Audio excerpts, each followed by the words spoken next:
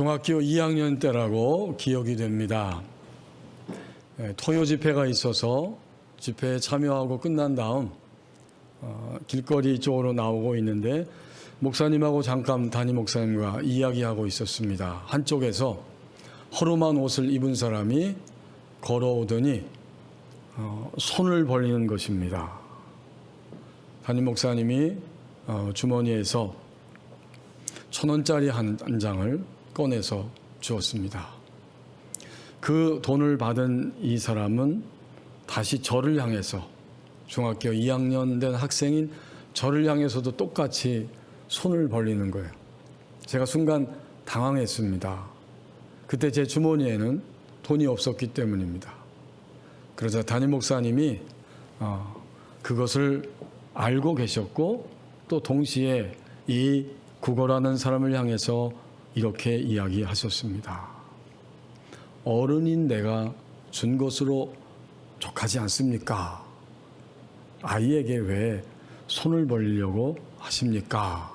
라고 단호하면서도 정중하게 이야기했더니 이 사람이 아무 소리 하지 않고 돌아서서 가버렸습니다. 아마도 그 사람은 내가 이미 한 번 받았지만 이것은 나에게 절대적으로 필요한 물질의 선물이기 때문에 나에게 좀 더 필요하기 때문에 나는 더 받아야 한다. 이런 마음이 있었던 모양입니다. 이제 12월 첫 주에 우리는 하늘로부터 오는 선물을 사모하고 믿음으로 바라보면서 기대할 수 있습니다. 오늘 본문의 16절에서 19절 말씀을 보십시오. 항상 하나님의 선물이 절대적으로 필요함을 일깨워 주십니다. 예수님이 자라나셨던 자신의 고향 나사렛 마을에 가셨더니 마침 안식일이에요. 오늘 성경이 말하는 대로 예수님은 늘 하시던 대로 당연히 유대인이면서 하나님의 백성이신 예수님은 안식일을 지켜야 하기 때문에 회당에 찾아가서 회당 예배에 참석하십니다. 회당은 바벨론의 포로 생활하면서 더 이상 본토에서 제사하고 예배할 수 없기 때문에 포로기를 지나고 가면서 그들이 모여 그 땅에서 하나님을 찾고 구하고 예배함으로 이 회당이 형성이 되고 귀환하여서 본토에 돌아와서도 그들은 회당에 모여서 예배를 하게 됩니다. 안식일을 지키는 거죠. 안식일에 들어갔을 때에 성경을 읽으려고 서셨습니다. 이 회당 예배에서는 율법의 말씀, 당연히 이때 성경은 구약 성경이죠. 율법의 말씀을 7명이 돌아가면서 이렇게 번갈아 말씀을 읽게 됩니다. 그리고 나서 반드시 예언서의 말씀 또 읽게 되는데 이때는 한 사람의 낭독자가 있어서 그것을 낭독하게 됩니다.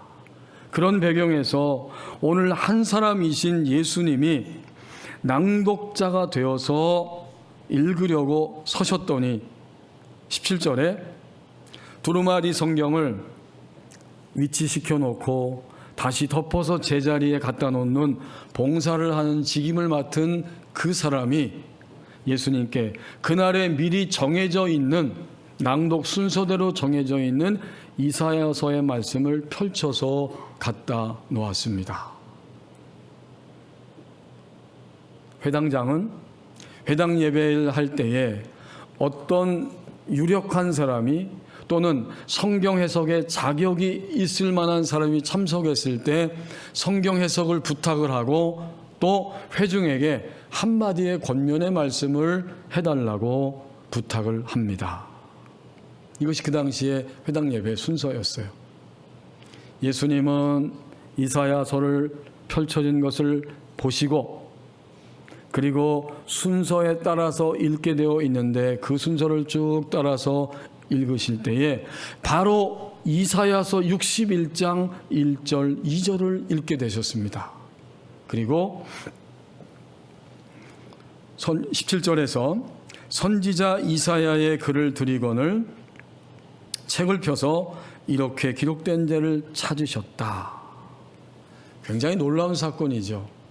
이것이 그냥 우연히 차례대로 된 것 같지만 하나님의 섭리와 인도하심 가운데에서 그 나사렛 동네에 어릴 때부터 생활하던 그 마을, 그 회당, 그 안식일에 거기에 들어가셔서 바로 이 본문을 읽게 되십니다. 18절 말씀에서 이 본문을 읽을 때에 여기에는 인간이 어떤 존재인가 하는 것을 이미 예수님이 이 땅에 오시기 700여 년 전에 선포하며 예언하였던 이사야 선지자의 예언이 그대로 드러났고, 놀랍게도 그 본문을 그대로 그 순서에 읽게 된 것입니다. 주의 성령이 내게 임했다 하시면서 인간이 어떤 실상을 가진 존재인지를 네 가지로 주님이 이 본문을 펼치시고 읽고 계십니다. 먼저 인간은 18절에 인간의 내적인 그리고 외적인, 또 반대로도 마찬가지죠. 겉으로 득세하여 보이는 이 외모 말고 사실은 그 숨겨져 있는 내면에 있는 실체까지도 다 드러내서 인간이 이런 존재다 라고 말씀해 주십니다. 여러분, 12월에 성탄의 계절에 우리가 발을 들여 놓았지요.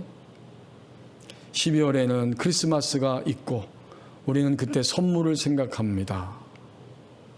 하나님은 오늘 본문의 말씀을 통해서 정말 항상 하나님이 주시는 선물이 절대적으로 인간 우리에게 필요하다는 사실을 깨닫게 하시는 거예요. 인간은 먼저 어떤 존재인가 봤더니 가난한 자입니다. 이 네 가지 인간 정의 속에는 영적인 측면과 또 육신적인 측면 모두가 다 포함된 이야기입니다. 인간은 하나님의 사랑을 알지 못함으로 가난합니다. 하나님의 사랑을 아는 우리들조차도 그 무궁무진한 하나님의 사랑을 알지 못함으로 서두에서 말씀을 나눴던 것처럼 항상 그 거린의 모습으로 나에게 다오 다오 다오 하면서 여전히 양손을 벌리고 한숨을 쉬고 한탄하며 살고 있지 않습니까? 인간의 영적인 가난입니다. 하나님의 사랑은 충분해요. 하지만 우리는 여전히 결핍 속에 가난을 느끼며 살아갑니다. 그리고 당연히 이 가난은 영적 가난이면서 물질적인 가난을 당연히 포함하고 있습니다. 인간은 전인적인 존재이기 때문에 영적이고 육신적인 존재이므로 가난은 모든 것을 다 포함하고 있어요. 이 세계가 얼마나 가난합니까? 한쪽에서는 부여하여서 음식을 버리고 있지만 한쪽에서는 여전히 굶어서 죽는 이런 사람들이 수없이 많다는 것을 우리는 보면서 본질적으로 인간은 이렇게 가난한 자라는 사실을 실감하고 있습니다.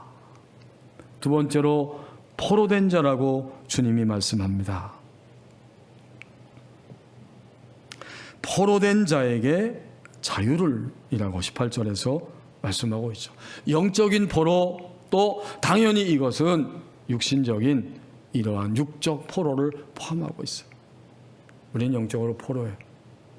가만히 있어도 죄가 우리를 주장하기 시작하고 죄된 생각과 마음이 우리를 요동치게 하고 우리의 몸이, 우리의 입술이 죄를 향해서 달려가기가 너무나 쉽습니다.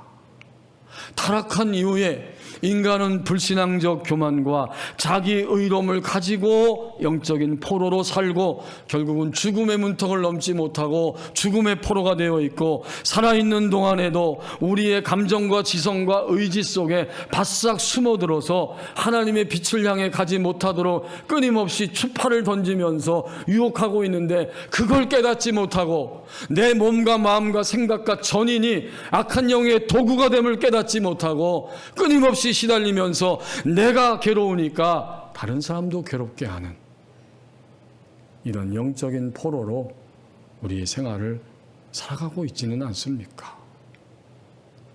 더불어 우리는 몸이 아프고, 그렇죠? 질병과 두려움과 각종 중독에 시달리면서 육적인 포로의 모습을 가지고 오늘의 현실을 살아가고 있기 때문에 예수님이 이사야 선지자가 예언했던 것을 현장에서, 지금 거기에서, 그날 주님이 나셨던 나사렛 그 회당에서 안식일에 그대로 너희 인간은 포로된 자다 라고 말씀하실 때 이것을 부인할 수 있는 사람은 아무도 없습니다. 우린 일주일 동안 포로된 자였어요. 미워하지 않을 수 없고, 시기하지 않을 수 없고, 거짓되지 않을 수 없고, 수많은 포로 속에 우리의 입술, 우리의 이 몸이 그런 악한 영의 충동과 도구 속에 살아왔다면 우리는 정말 포로된 자입니다. 세 번째, 주님이 바로 그 시간에 인용하시면서 인간의 정의를 말씀하실 때 그는 바로 눈먼 자입니다. 우리는 본다고 하지만 인간의 행복을 제대로 볼 수 없고, 우리는 본다고 하지만 전체를 다 보지도 못해요. 그러면서도 다 본 것처럼 허세를 부리며 살아갑니다. 이게 얼마나 포로되어서 묶여서 살아가고 있습니까? 예수님이 오늘 본문 이후의 일이겠지만 십자가에서 죽으시고 운명하신 순간 마지막에 하신 말씀은 너무나 귀하고 역사를 새롭게 완성하면서도 새 역사를 향해 가도록 출발시킨 말씀 한마디를 하셨는데, 그것이 무엇입니까? 다 이루었다. 인간의 모든 포로됨을 끝내고 포로됨에서 해방되어서 새로운 길로 갈 수 있는 그 길을 열어놓기 위해 십자가를 지시고 죽으시는 순간에 다 이루었다라고 선언하십니다. 하지만 주님 편에서는 다 이루셨지만 인간된 나의 편에서는 여전히 우리는 소경처럼 눈이 멀어서 주님이 다 이루어 놓으신 길로 가지 못하고, 그 길에 희망을 두고 말하지 않고 그 길을 향해서 추구하지 않는 이런 눈이 먼 자들로 오늘을 살아갑니다. 이게 영적으로 눈이 먼 거죠. 당연히 이 말씀은 실제적으로 맹인에게도, 시각장애인에게도 해당되는 말씀이에요. 눈먼 자들이 너무나 많습니다. 마지막 네 번째, 성경이 말하고 있는, 예수님이 직접 인간이 무엇이라고 정해주고 있는 인간의 정의를 보니까 눌린 자, 그렇죠? 눌린 자를 자유롭게 한다. 오늘 아침 예배 오시기 전까지 무엇에 눌려 계셨습니까? 자존심에 눌려 있고, 또 서러움에 눌려 있고, 여러 가지 환경 속에서 우리는 의심에 눌려 있었습니다. 그리고 종종 우리 교회 권사님이 저한테 기도 부탁하시면서 하신 말씀처럼, 외국인 노동자가 온 것은 좋지만 가만히 보니까 주인이 한국 사람이 아니고 외국인 노동자들이 주인이야. 한국 사람의 약점을 보는 거지. 자기들 없으면 그런 굳은 일은 더 이상 할 사람이 없으니까. 그래서 시간도 멋대로 하고 마음대로 행동하고 거칠게 행동하는 이런 외국 사람들이 있다는 거예요. 거기에 상하고 눌린 거예요. 여러분 어떠세요? 이런 네 가지의 모습, 이것이 바로 인간을 정의해주고 있는 메시아이신 예수님의 말씀입니다. 하지만 19절 말씀에서 이 눌린 자, 상한 자, 소경, 포로된 자뿐만 아니라 하나님의 본래적인 마음은 50년이 지나면 항상 모든 것에서 해방시키는 은혜의 해를 전파하게 하셨다고 말씀하고 있어요. 19절에 주의 은혜의 해를 전파하게 하려 하심이라. 이 유대인들은 50년마다 신년, 기쁨의 해를 선포하고 지켜야만 했습니다. 자연까지 땅을 쉬게 하고요, 또 빚을 무조건 탕감해 주어야 하고요. 빚 갚지 못한 노예를 해방시키고 매매된 토지가 원주인에게 돌아갈 수 있도록 토지 정의를 실현하는 법칙까지 다 만들어 놓으셨어요. 이렇게까지 은혜의 해를, 기쁨의 해를, 신년의 해를 주셨지만 인간은 여전히 그 기쁨의 해, 신년의 해 법칙을 지키지 않고 지키지 못하고 살아갑니다. 이런 모습을 보면서 우리는 무엇을 생각합니까?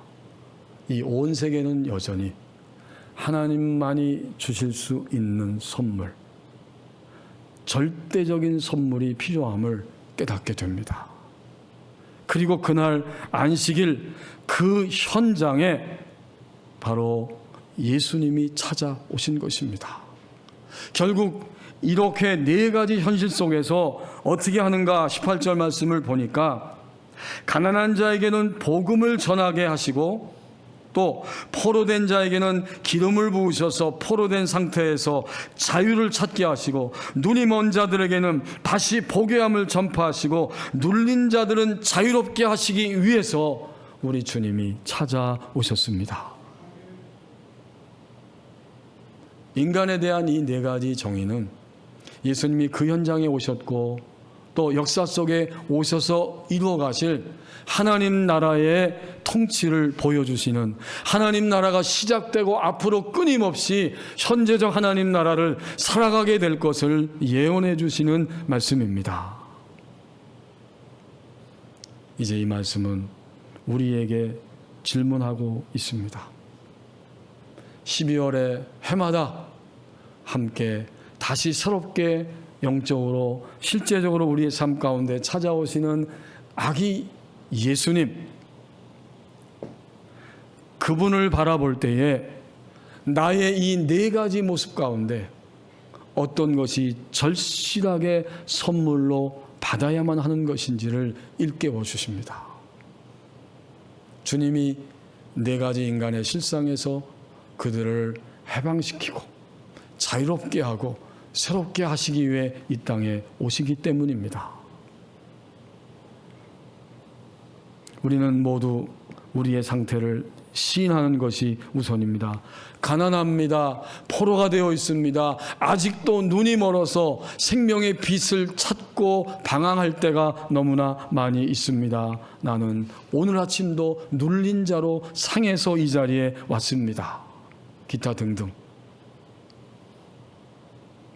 우리 함께 이런 고백을 드려야 합니다.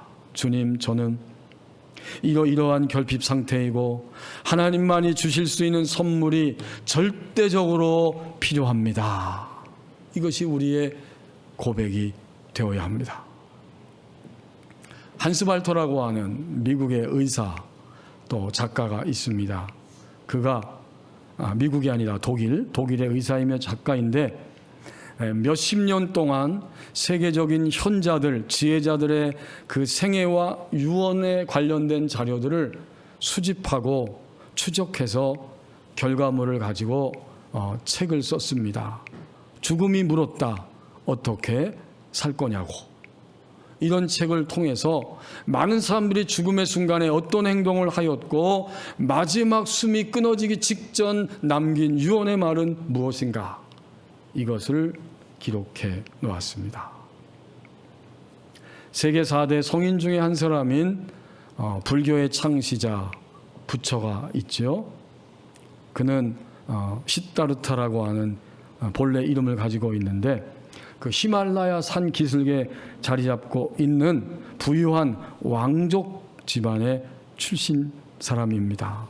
29살에 그는 종교적인 깨달음을 얻기 위해 부인과 자식, 자신의 모든 화려한 생활을 다 포기하고 집과 가족을 버리고 고행과 수도를 하면서 고된 삶을 시작했습니다. 그 사람이 왜 그런가 보았더니 어느 날 길을 가면서 여행 중에 이 시다르타는 한 노인과 병자와 또 망자와 고행자를 만나게 되었고 그때부터 인간의 존재, 인간이 가지고 있는 고통의 문제에 눈을 뜨고 새로운 깨달음을 얻기 시작했다고 기록하고 있습니다.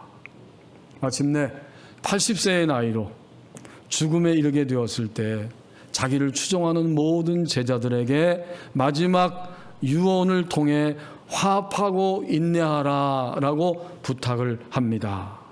스승이 떠나게 되면 너희는 우리에게는 스승이 없다고 생각할 수 있다. 하지만 그렇게 생각하지 말아라. 내가 지금까지 너희에게 전한 가르침과 규칙이 나의 죽음 뒤에 너희의 스승이 될 것이다. 드디어 부처의 시신을 화장하는 날이 되었는데 그날따라 이 승려들이 더 크게 싸우며 다툼을 벌였습니다. 어쩌면 부처는 그것까지도 내다보았기 때문에 그런 이야기를 했을지도 모릅니다. 이제 그가 남긴 최후의 말이 무엇인가? 여러분 궁금하지 않으세요? 저도 궁금했어요. 그는 마지막에 이 말을 하고 죽었습니다. 태어나는 모든 사물은 덧없으며 언젠가는 죽음에 이른다. 이게 그의 마지막 말이에요.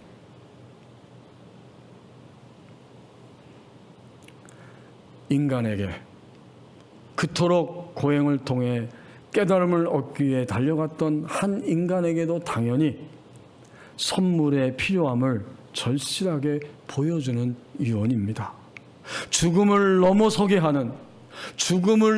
하시는 생명을 알지도 못하고 받지도 못하고 그는 떠나가고 만 것입니다.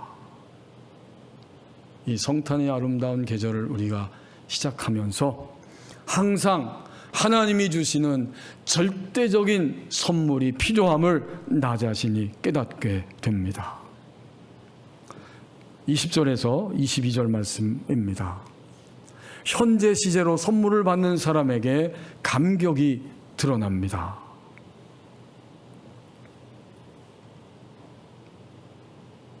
이제 그들이 예수님을 통해서 읽고 난 다음에 한마디에 스스로 권면하시는 말씀을 듣기 시작하고 그 외 여러 가지 말씀들을 그들은 들었을 것입니다. 20절에 보면 그 본문을 읽으신 다음 덮어서 맡은 자에게 주시고 다시 자리에 앉으셨어요. 낭독할 때는 일어서서 낭독하지만 권면의 말을 할 때는 앉아서 하지요. 자, 회당에 있는 모든 사람들이 주목합니다. 그때 예수님은 이렇게 한마디를 시작하셨어요. 21절에 예수께서 그들에게 말씀하시되 이 글이 오늘 너희 귀에 응하였느니라. 세번역 성경으로 읽어보니까 이 성경 말씀이 너희가 듣는 데서 오늘 이루어졌도다. 여러분, 사람들의 반응은 무엇일까요? 우리가 익히 지금 이 본문을 통해서 깨닫는 것처럼 이사야 선지자를 통해서 메시아 구원자를 보내시고 하나님의 나라가 임하게 한다고 그토록 예언을 많이 들려주셨는데 저 사람이 성경의 이 말씀이 오늘 너희 귀에 그대로 이루어졌다 듣는 데서 이 엄청난 이야기를 들었을 때 그 회당에 있었던 사람들의 반응은 무엇일까요? 그것이 22절 마지막 절 말씀입니다. 그들이 다 그를 증언하고 그 입으로 나오는 바 은혜로운 말을 놀랍게 여겼습니다. 놀랍게 여겼다는 말은 굉장한 충격을 받았다는 것, 아주 신선한 충격을 받은 거예요.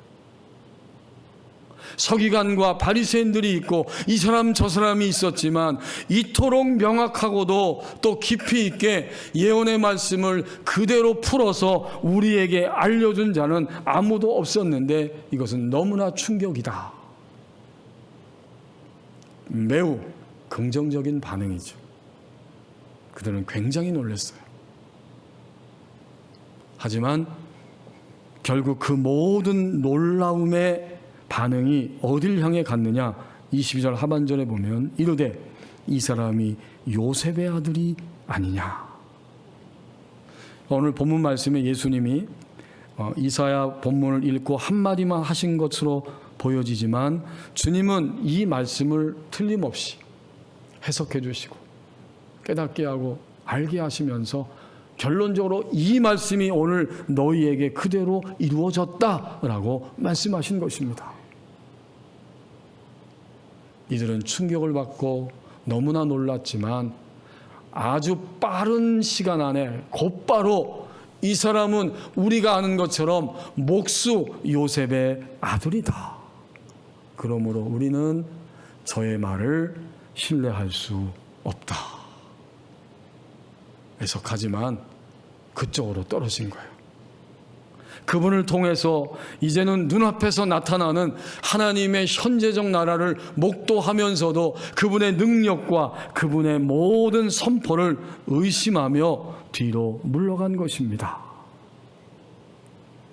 그들이 어떻게 했는지 우리는 분명히 알 수 있습니다. 내가 이해될 수 있는 것만 받아들이고 내가 이해될 수 없는 것은 받아들이지 않습니다. 여러분, 하나님이 우리와 함께 하신 것을 믿으십니까? 아멘입니다. 아멘인데 이거는 100%가 아니에요. 하나님이 함께 하신다는 것을 믿는 것은 아멘이지만 나머지 또 100%가 전적으로 필요한데 그건 뭘까요? 하나님이 나와 함께 하는 만큼 이제부터는 나도 하나님과 함께 하는 것입니다. 근데 뒷부분을 빼먹는 사람이 많아요. 하나님 나와 어딜 가든지 함께 하는데 뭐가 걱정이야? 아니죠. 그렇게 말하는 사람조차도 오늘 4가지의 포로된 모습으로, 붙들린 모습으로, 눈이 먼 모습으로, 상한 모습으로, 찢긴 모습으로, 교만한 모습으로, 거짓된 모습으로 살아가고 있습니다. 그 왜 그럴까요? 하나님은 나와 함께 하시지만 나머지 또 100%의 복음의 현실은 나도 내가 하나님과 함께 하는 것입니다. 여기서 실패하고 있는 거예요. 이 사람들이 긍정했던 것은 예언자 이사야를 통해서 내게 부어주셨던 이 말씀을 하나님 정말 우리 가운데 오셨고 우리를 온전한 인간으로 재창조하시기 위해서 오셨구나. 너무나 충격이다, 놀랍다. 어떻게 저 사람이 저런 말을 저토록 풀이하여서 우리에게 들려주었을까? 하지만 나머지 100%는 던져버렸어요. 목수의 아들, 요셉의 아들이 저런 이야기를 할 수도 없고 해봤자 아무 소용이 없다. 우린 저걸 믿을 수 없고 따라갈 수는 없다. 이렇게 반응한 이후에 그들은 마침내 폭력적으로 완전히 바뀌어져서 폭력을 휘두르는 사람들이 되고 맙니다. 여러분, 이 누가복음 4장 마지막은 아닌데요. 밑으로 내려와서 28절부터 30절 말씀에 궁극적으로 예수님이 그 나머지 말씀을 하셨을 때에 엘리야 시대에 6개월 동안 3년 6개월 동안 하늘이 닫히고 흉년이 왔을 때 사렙다 과부만 구원받았다. 또 나병 환자가 엘리사 시대에 있었지만 나만만 구원받았다. 이러면서 그들의 실상을 계속 말씀하시니까 마침내 28절 이하에서 보면 회당에 있는 자들이 이것을 다 듣고 난 다음엔 크게 화가 났습니다. 일어나서 예수님을 붙잡고 동네 밖으로 쫓아내고 그리고 그 동네가 건설된 산꼭대기 낭떠러지까지 끌고 가고 무섭게도 거기서 밀어서 죽이려고 합니다. 여러분, 앞에 충격받은 사람들도 이 사람들이고요. 그 이후에 예수님을 살인하려고 낭떠러지까지 끌고 간 사람들도 이 사람들입니다. 하지만 주님은 아직 때가 되지 않으셨고 그렇게 죽으셔야만 하는 분이 아니기 때문에 30절에 보면 예수께서 그들 가운데로 지나서 다음에 하나님 나라를 이루기 위해 걸어가셨습니다. 우리는 12월 한 달 동안 어떻게 살아가야 할지를 이 본문을 통해서 하나님이 알게 하십니다. 이제 선물은 이미 도착하고 있으니까 그 선물을 내일이나 내일 모레가 아니고 어제도 아니고 하나님 우리에게 살게 하신 시간 동안 현재 시제로 선물을 받는 사람이 되어야 합니다. 현재 시제로 받을 때에 감격이 드러나게 됩니다. 오늘 본문에 등장하고 있는 이들은 지금 눈앞에서 육신의 눈으로 예수님의 얼굴을 보았고 그분의 목소리를 그들의 귀로 들었습니다. 그렇지만 그들이 현재 시제로 하나님이 인간을 위하여 친히 보내주신 이 감격적인 선물, 유일하고도 온전한 선물을 받을 수는 없었습니다. 12월은 너무나 소중합니다. 오늘이 마침 12월 1일이네요. 앞으로 30일 정도 31일까지 있죠. 우리는 이 말씀을 통해 도전받습니다. 나는 오늘부터 현재 시제로 아기 예수님이 영적으로 실제 생활 속에 나에게 다가오실 텐데 그분, 선물이신 그분을 현재 시제로 내가 받아들이겠습니다. 그러면 어떻게 하는 것인가? 현재 시제로 선물을 받아들인다는 게. 첫째는 지금 여기서 다시 믿어드리기입니다. 지금 여기서 나의 상태와 조건이 어떠하든지 예수님과 함께 다시 출발할 수 있음을 감사하고 신뢰하며 그렇게 결단을 주님께 고백을 드리는 것입니다. 지금 여기서 나는 다시 주님을 믿고 주님과 함께 주님을 받아들이며 시작하겠습니다. 두 번째는 너무나 당연하죠. 12월 한 달 동안 우리는 삶의 현장에서 계속 가까이 다가서기입니다. 일정한 시간에 다가서야 하고요. 매 순간마다 우리는 우리의 마음과 영으로 입술로 예수님을 부르고 예수님의 응답을 기대하면서 때로는 의심과 유혹이 들어올 때마다 다시 예수님께 매 순간 예수님의 이름으로 거절하고 그것을 밀어내면서 가까이 다가서기를 실천해야 합니다.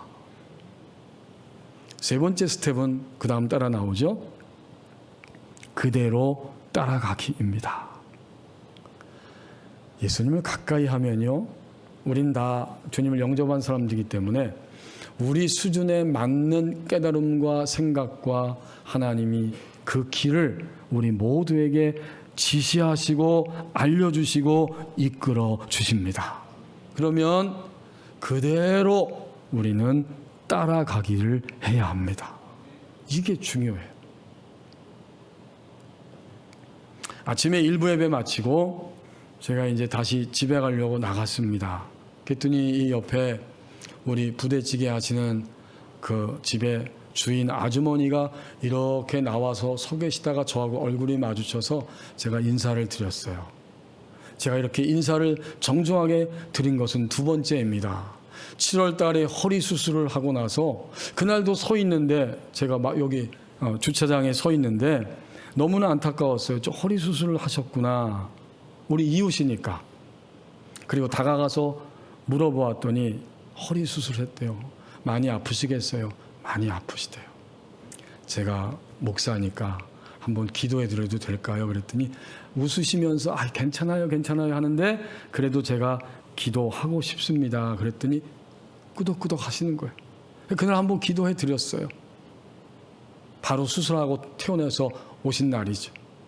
간절히 기도했습니다. 그리고 종종 지나가면서 목도한 적도 있었어요. 근데 오늘 아침에 또 이렇게 서 있는데 조금은 안정돼 보여서 물어봤어요. 인사를 드리고. 그랬더니 아직도 많이 아프시네요. 그랬더니 예, 좀 아파요. 빨리 안 낫네요. 시간이 좀 걸리는데 허리에 근육이 생겨야 된다는 거예요. 근육이 생겨야 이게 허리가 점점 회복이 될 수 있다는 거예요.